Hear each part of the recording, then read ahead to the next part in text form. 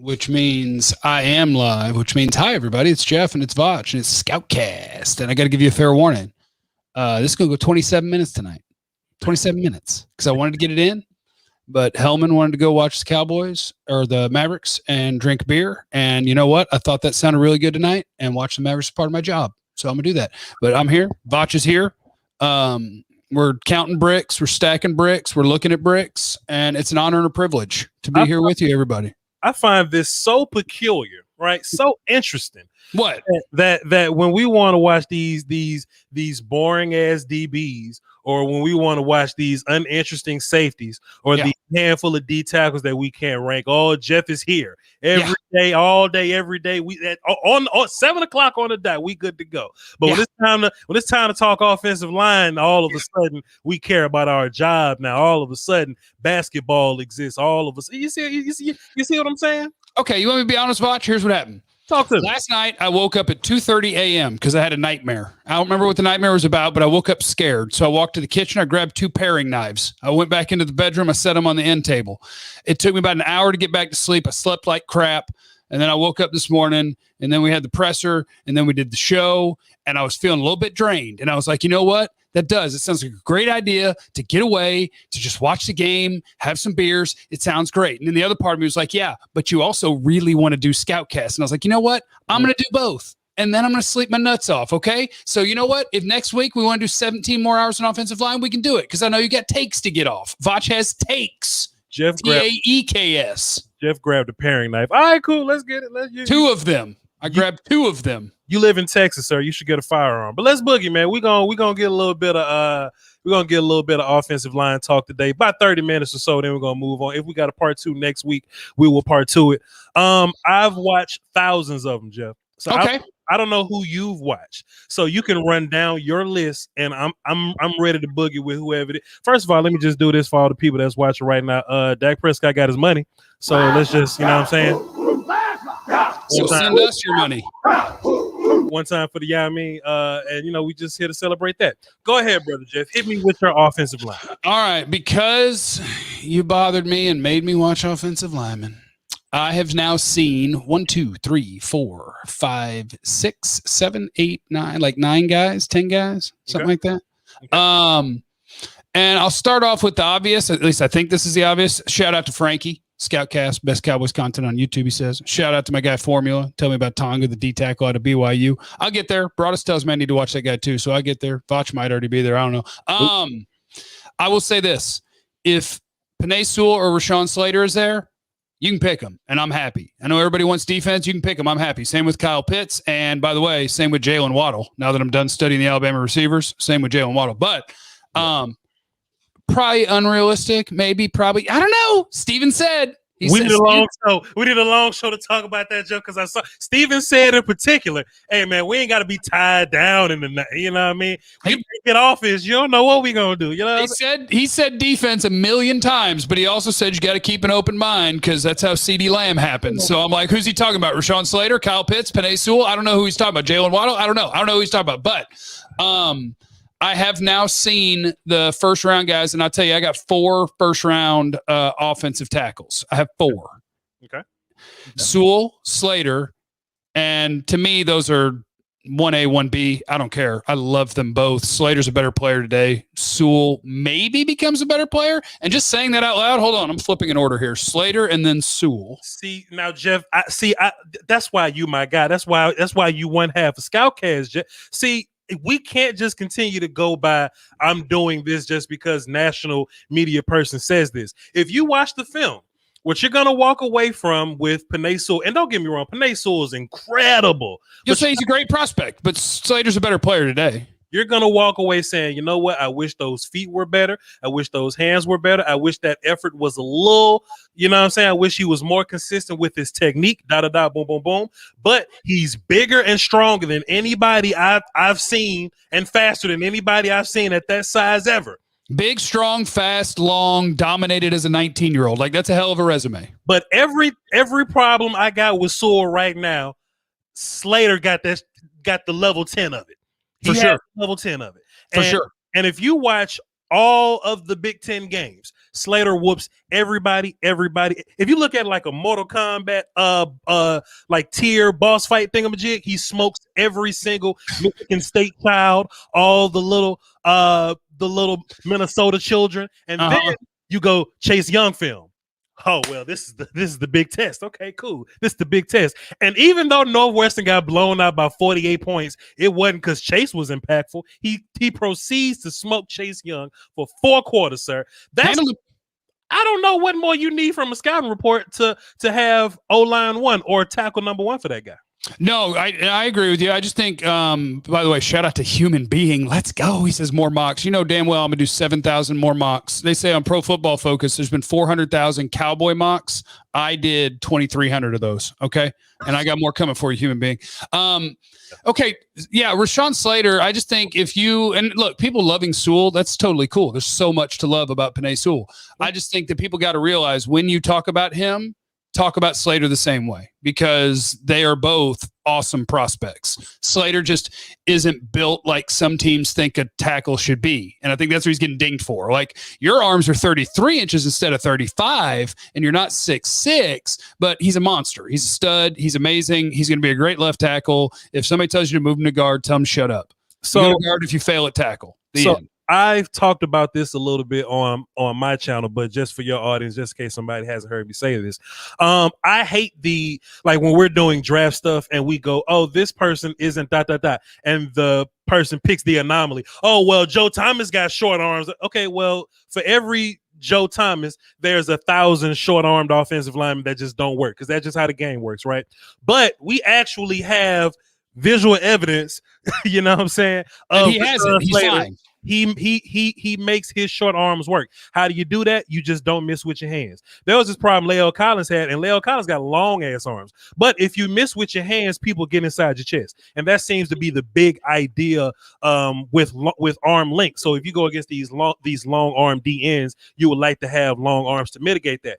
But Rashaan Slater, with his hand patience, with his hand placement, with his slap moves, with his there's this little move you can watch in the Chase Young film. That's the only film you need to watch. You actually see Chase Young get the long arm advantage, and you'll see Rashaan Slater just calmly grab his outside shoulder and pull it, and Chase starts to turn, and then just Rashaan Slater's arms just naturally get a little longer because Chase's arms get a little shorter. If you got technique and nuance like that, I don't care about these people that's saying, oh, well, Penei Sewell's 19. You know who else was 19 in the film I watched? Rashaan Slater. And he's incredible. I'm taking that dude all day, every day, no problem. He's my first guy. That doesn't mean Penei Sewell is terrible.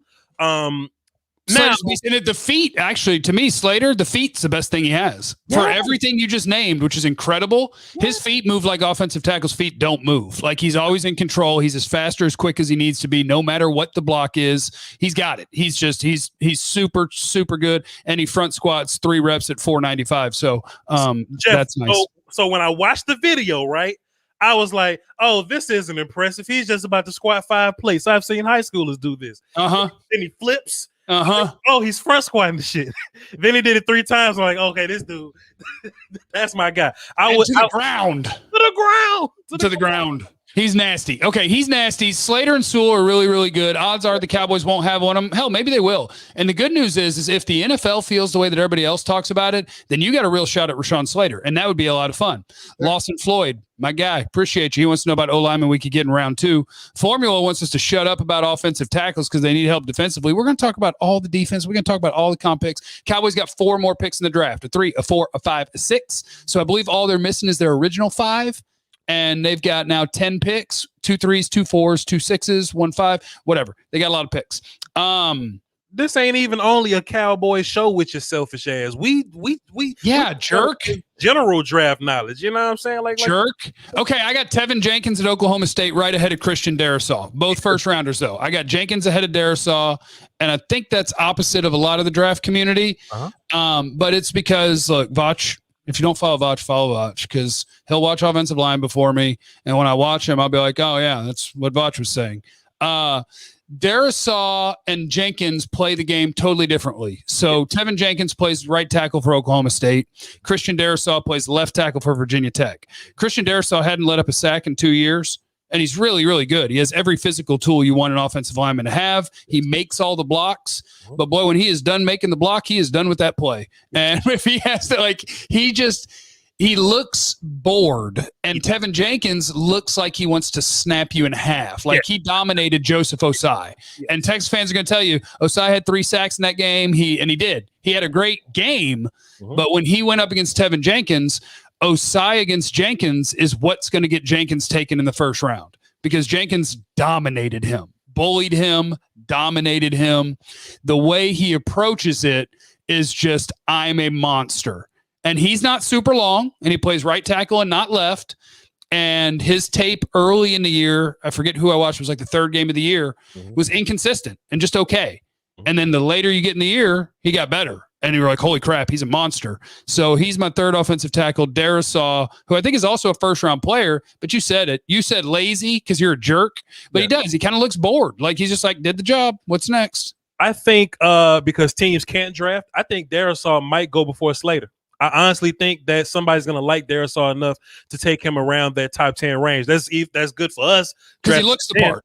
Because he looks the part. And to be fair, he's very physically impressive. But when you drafting, we got to do this thing called project. So we got to look for these little tools that when you use them on the next level, what would it be like? And you see him smoking like Quincy Roche. You see him smoking the Duke kids. Those guys are draft eligible as well. So he's beating like good talent, you know what I mean? But it's just you see him beating them because he's just talented enough to beat them. I can make an argument that Tevin Jenkins isn't as talented as him, but Tevin's finishing ability, like his anger, that he brings to the table, bumps him up that level. Not that Tevin's not talented. It's just, I think Darisaw, his size is just super incredible with his arm length. He has strength. You just don't know it because you rarely see him trying to finish people because he doesn't move in that way. There was a play, like I said, Texas film, he's smoking Osai. If you watch the Oklahoma film, Ronnie Perkins got one good play on him. Yeah, and everybody tweets it out, and I tweeted it out because I was like, oh, that's a nice play. But, I mean, he did not get beat by Ronnie Perkins. He got long-armed once, but he did not get beat by Ronnie Perkins. But the rest of that Oklahoma film is super impressive. Right. I don't consider Tevin Jenkins. It's crazy that everybody that they want to move to guard, I think, are just fine at tackles. Like Slater, Tevin Jenkins, Leatherwood or whatever. I think they're fine at tackle. And Penei Sewell is the one guy that they don't want to put at guard that I think would be incredible at guard because in a phone booth, I think he can whoop everybody. Leatherwood might be okay. So let's just keep going because Leatherwood is actually my next tackle. He's my first guy in the 2nd round, and I also have him as a 2nd round or end of the 1st round guard because he is the one guy. The reason that I would do it is I don't love pretty much everything about Leatherwood's game. Like, is there power? Yes. Is there finishing? Yes. Can he pull? Yes. Like he can do everything. But I do think when you put him against good athletes in space out there, that sometimes it's like a struggle to get to the edge with them. And if you've got quickness, I may not be able to get there with you. So with him, I kind of get it where you could be like, okay, as a fallback, if he doesn't look like he's going to be a great tackle for us, I can put him at guard. For Slater, I would be picking him and saying, that's my left tackle for the next 15 years. If something super weird happens, I'm sure he can play guard. But with Leatherwood, I could see if a team wants to play him at guard. I like him. 2nd round, top, middle of the 2nd round. Leatherwood is one of those dudes to where if you isolate him, he's not great. But in the machine of that Alabama offensive line, he's doing his damn job. The one thing I'm constantly walking away saying with Leatherwood is that he's too big to play like Jonah Williams. You know what I mean? Because sometimes because he's either or. If it's a small guy, he can get movement on that small guy, right? But if it's like another player, he shows evidence that he can move really well. But sometimes the quicker guy just smokes him, right? If you watch the Senior Bowl practices, Quincy Roche was just smoking the hell out of Leatherwood, running past that outside shoulder. Which is weird because Roche is not that explosive, but at the Senior Bowl, he looked like he was.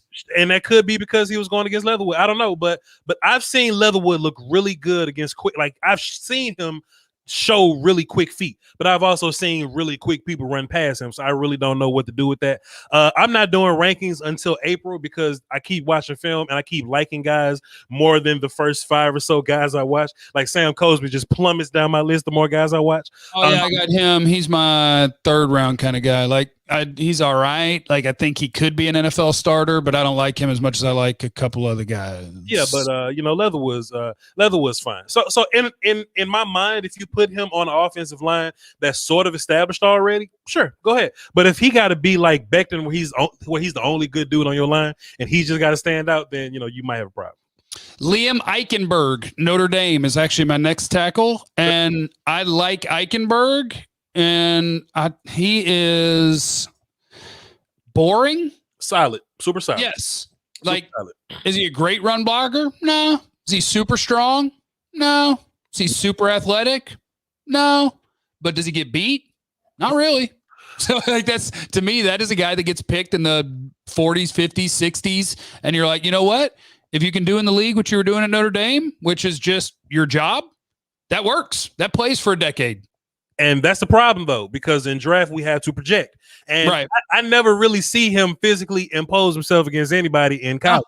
So if you get to the league and everybody's better than that, then you have to kind of project and see where he would land. The one bail that I do cut him in the pass game, the one thing that he's perfect at, that he does better than everybody else, is that he deals with bull rush better than everybody, because he's not a strong dude. And you see people pick him up and move him, but he anchors, drops his butt, bends his knees so well, and he gives ground slowly. And that's how you deal with pass rushers. So where a guy like, Leatherwood is just turn around and scream, run for your life, he sinks down into the ground and stops people. Now, he's not going to stunt anybody at the line. He's not going to quick set somebody and they just stop moving at the line of scrimmage. So you just kind of got to figure out what the hell you may want with that. I've heard some people say guard for him. I think that's nonsense as well. Yeah, I do too. You know what I'm saying? Just leave him at tackle and just, see what you can get from him. Just don't draft him over somebody that you really like. But Eichenberg is fine. After him, I got Cosme and Clemson dude Carmen as like third round guys. Maybe Carmen's in the fourth round. I watched, Christensen at BYU. I put him in like the fifth round. I didn't really like him. Yeah, Carmenson is. So look, this is my problem. Once again with the hype shit, because everybody go, yo, Voch, what you think about Carman from Clemson? And I fell asleep. And he might develop into a starting NFL tackle. And this the bad thing about Christensen, right? If you like a fan of him, you have to kind of figure out what order in which you want to watch the film on him. Because I watched him versus the BYU sorry team opponents, and he was bad versus them. But the last film I watched on him was versus Houston, and Peyton Turner ain't no bitch, and Peyton Turner picked on his ass all day. And it was hilarious and it was very fun. And I'm not drafting him just based on that. So, I mean, sixth round, possibly fifth round, maybe, but I'm not touching him. I'm not a fan of Brady Christensen from BYU. And he's also, with the BYU guys, if you don't dominate, you got to really think about that, because he did the 2-year mission. So he's 24, 25 years old. Sure. I need you to beat the crap out of 19-year-olds. Yeah. I need you to. And then I watched the Alabama interior guys too. I watched your guy Brown, and I watched Dickerson. I love Dickerson, the center. Look, you don't like offensive line, but these guys will make you love offensive line, dog. I love Dickerson because he's the angriest offensive. Like, Tevin Jenkins is angry. Landon Dickerson's angry as hell too. Landon Dickerson, the center for Alabama, when they are in pass pro, anytime there's not somebody coming right down the gut, like in that situation, if that were Christian Darrisaw, he'd be like, sweet, I don't have to do anything. Yep. Dickerson's like, which guy's getting blindsided? Like, who am I going to destroy? He's fun. Like, athletically, he's not perfect, but I think he's plenty strong. I think he could play center or guard. I think he could do it in any scheme, because I think he moves well. I think he's super smart. You're not tricking him on a stunt. If Dickerson hadn't had both ankles and both knees and different years, 4 years, one left ankle, one right ankle, one left knee, one right knee, I'd have him as a lock as a first rounder. I think his tape is really good. But I bet the injuries may knock him down to the second round, but I love Dickerson. I take a first round anyway. Let me ask you a question. Would you ever consider playing him at guard? Yes, absolutely. Absolutely. If just watching the class or whatever, what you're gonna see is there's this trend that centers just end up being like smaller guards or whatever. So if you watch David Moore from Grambling, or you watch Creed Humphrey, like, they look big relatively, but they kind of small to your eyes or whatever. Landon is as big as everybody else on the Alabama offensive line. Like, he's a huge ass dude. So, I was surprised when people said he has short arms because I'm like, man, he must just play with really good forward lean because he doesn't strike me as having short arms at all. I care nothing about the numbers at this point. If he's smoking the shit out of people on film, then I'm a roll with Landon Dickerson. Now, this ain't a Cowboy show, but if I had to make this very Cowboy particular, if I have an opportunity to draft Landon Dickerson, at 44, I'd do it. I'd do it for sure. Let me just put that dude at guard and move on my life, man. Hell yeah, just like that. Or put him at center. I mean, be honest, you don't own this position. We're gonna see. We're gonna compete. Oh man, best five, Jeff, best five. But yeah, I'm a huge Dickerson fan. I like Dickerson better than some of these tackles out here. So go ahead. Lawson Floyd, I appreciate you. He says offensive line we can get in round 2. That's kind of what we're going through right now. Mm-hmm. Let's see. Unknown. Can you rank the 2020 and 2021 top offensive tackle prospects? I think that would be a mix-up of Slater and Sewell, along with, in that year, I would have said Jedrick Wills and Tristan Wirfs. And they both were studs as rookies. So I think these two dudes are probably going to be studs as rookies. Waddle and Pitts there at the 10th pick. I'm actually taking Waddle. Pitts is a freak. I'd fall in love with dudes that no one can run with. It's dumb. Mm-hmm. And Adrian, my dream, if you can get Patrick Peterson and Dalvin in free agency, Slater, Grant, or JOK in the draft, what you think? Slater, Grant, or JOK? Well, you got to get either Slater or JOK and Grant. And now you're cooking with something. I appreciate you, Adrian. And Hamza, do you think the Cowboys make the NFC Championship game? I think the safe bet is no, but they got a chance. All right, your guy, Deontay Brown. Mm-hmm. It's your guy. Sure. Like him, don't love him. I think he's team specific. Because I think go ahead. I think he, like, his foot quickness in pass pro when he's mirroring is really good for a dude that big. Yes. And they'll do stuff where they'll have him pull around, even in pass protection, from left guard to right tackle and pass protect that way. And he can do that just fine. But when you see plays where, like, they'll pull him and Dickerson, like, Dickerson has to wait for. So I don't know if you would want him on a team that's running like the outside zone and we're all flowing and I think you want him to just line up and beat the crap out of the dude in front of him. Like, you want to put him in Baltimore. Yeah. Where we're running gap scheme, blow that dude up, be good in pass protection, be a monster, because he is a monster. He's a freaking refrigerator. I just don't know how much I would love him in the run game if you're doing a bunch of, like, wide zone stuff. Yeah. He's one of my favorite players, but that's not like a team particular situation, whatever. Like just based on what he's good at, because that's something else that I'm learning too. Being draft analyzed dude or whatever, I no longer want to say what a guy can't do. I want to say how good do they do what they do, and if you keep him in his lane and just tell him to do what he do, that's something that's going to be incredible for you. Plus, I mean, somebody's probably going to make him lose 10. He's what, like 350 or something, 340? I think he's like 350, yeah, maybe even 360. Somebody going to make him get down to like 320 or so, right? Yeah, and then you'll kind of see where he goes from there. He's a lot of power, good feet too. Sure, a lot of power, good feet. Sure, he's like a third, fourth round guy for me. But if I can get him in the fourth round, I will gladly take that dude in the fourth round. So he's my guy then, because I got him mid-second to early third. I think. See, and I was that guy too. But then I started thinking about, okay, cool. You start seeing more guys too. You've seen more guys than I have. More guys we watched. Okay, Jeff. Okay, would you take Marvin Wilson or Deontay Brown? Marvin Wilson. Would you take Tyree Gillespie or Deontay Brown? Oh, I got them graded at the same spot. Gillespie or Brown. I'll take Gillespie. I think it'd be easier to find an interior offensive lineman. Peyton Turner or Deontay Brown? Peyton Turner. So Deontay's like late third, early fourth for you. You just don't know it yet. So it might be where he ends up. But I got Peyton Turner as a second. Like I could take Peyton Turner at 44. I really like him. I might like him more than most people. I could take him at 44. I love Peyton Turner, and I badly want to cuss people out every time they say Greg Rousseau is long and quick. I want to be like, well, Peyton Turner got an 84 inch wingspan. He uses it. And he's big enough to play inside, and he turns better than Rousseau. So I don't know how we even talk about this kid, because Peyton Turner is everything that y'all saying good about this dude. Plus, he puts it on the film. I'm not going to say nothing else. But Deontay Brown, yes, he's one of those dudes for me. If you want to follow up on another edge guy conversation, because we got to get into Ronnie Perkins and we got to talk to people about Peyton Turner, we can do it. We can do that on another day. We running low on time. Shit, Jeff. But have you watched any other offensive linemen, sir? Christensen, Carmen, Brown, Leatherwood, Eichenberg, no, I haven't. So fill me in. Fill in the blanks. I mean, I can just tell you who to watch whenever we get up off here, but I got super chats too. I mean, you've been over there running down your guys. My people. Rip. What are you trying to say? What are you trying to say? I'm being selfish. So what you want me to say, Playboy? What you want me to say? Content creators are selfish. We can do what we want. The Tribe dropped 5. That rhymes. Oh, that triple rhyme. Goddamn. Ain't no way we getting Slater, huh? Ravens fans here. Ravens fan, or you ain't getting Raiders. He's not getting there. Have you watched Dylan Radunes from North Dakota State? I've not. Senior Bowl guy. You should watch him. I've heard that.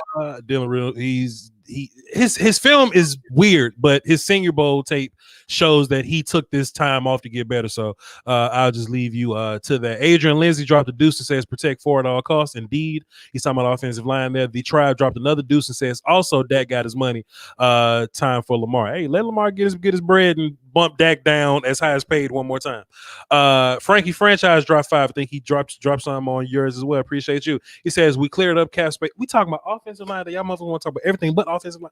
Well, they did. They actually restructured 3 offensive linemen, so they may not even be picking and looking at an offensive lineman because Tyron was one of them. So Lyle too. Who could we pick up in free agency at offensive line, or do we strictly go defense? What they're gonna do is sign every damn spot, and then they're gonna just draft. So that's what they're gonna do. They're gonna make it to where we can run a team out today. That old quote, and then they're gonna go BPA or whatever, which will probably be offense. So that's all for me. Yep, that's all for me. All right. I want to just shout out to Voch because I do a lot of shit at like 6 o'clock on the day we're going to do Scoutcast, and I'm just like, hey, can we? And Voch is just like down for whatever, and he's really, really good at this, and I enjoy working with him. So I just want to salute to you, sir, and make sure everybody on my side you are following Voch Lombardi. He does good shit. He's ahead of me on the offensive line right now, so follow his shit. Wow. Big hug, Wakanda forever, all that good shit. You know what I'm saying? We'll do this again. I'm going on vacation, y'all. I know I'm constantly going on vacation. You were just on vacation. When you're a content creator, you can vacate all you like. I'm going to Natchez to go be with my people. Then I'm moving in 2 weeks. So the channel will be in flux. But I'll be watching this thing live. I'm going to be doing a live broadcast on my channel for the draft. Last draft was the reason I got a new computer because my audience was so big. My little goofy ass MacBook couldn't hold it. So y'all the reason why I got this big ass setup, this big ass setup right here. Well done, everybody. Y'all the reason. So we're gonna have a spiffy ass stream this year. Jeff probably gonna be doing radio and internet for Cowboys. Man, I would love to do a thing for 3 whole days with super chats allowed. I'm just gonna accept my salary. I'm just gonna take my salary and be on there the entire time. Now, Jeff, we're gonna talk now when we hit stop streaming in 2 seconds. I'm gonna tell you something very sneaky you might be able to do. All right, y'all hold it down. The Lunatic dropped a deuce. Appreciate you. Doneto y dos because he speaks Spanish. And Malcolm Davis dropped 5. Maurice Jones-Drew mock Javon Holland 10. And I wanted to smack the shit out of him. I appreciate you, Malcolm. I agree, man. Y'all hold down for the Dosky. This was a very short show. We'll be back next week, man. Salute. Peace.